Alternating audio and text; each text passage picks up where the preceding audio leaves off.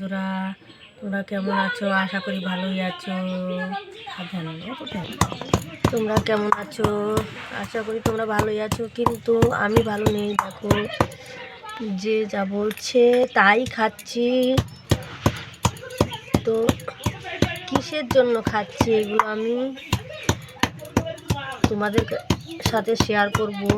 তো হলুদ আর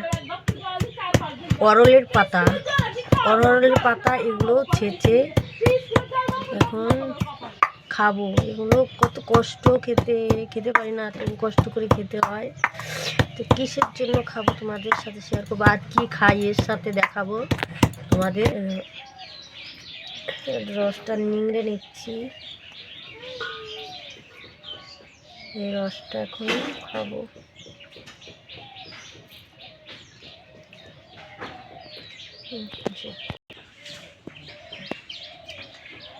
হালকা হালকা ভাত মাখিয়ে নেব, নরম করে নেব ভাতটা। হালকা নরম করে নিয়েছি, দলা করে নেব। তোমরা এগুলো আমি কী কারণে খাচ্ছি বলবো তোমাদের, তোমরা স্কিপ না করে তোমরা দেখতে থাকো। অনেক কিছু দেখার আছে।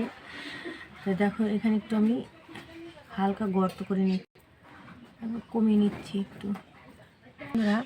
আমার কিডনি লেবারের সমস্যা, তো ওষুধ খাচ্ছি, মানে কিছুতেই কাজ হচ্ছে না।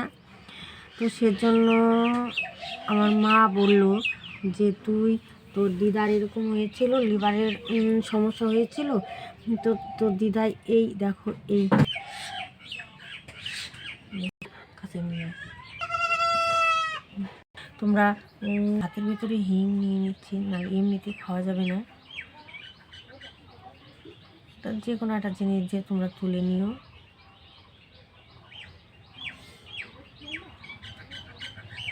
কতটা পরিমাণে নিচ্ছি তোমরা দেখে নাও।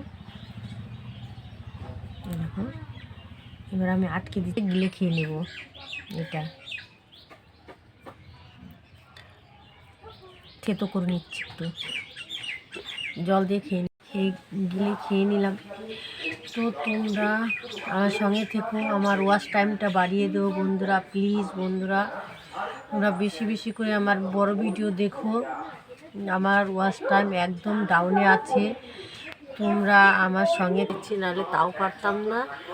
কিন্তু তোমরা আমাকে একটু সাথে থেকো, প্লিজ প্লিজ বন্ধুরা। তোমরা ভালো থেকো, সুস্থ থেকো। Tata, bye. ভাত আমি গিলতে পারবো না, খেতে পাচ্ছি না ভাত। পাতলা ঝোল দিয়ে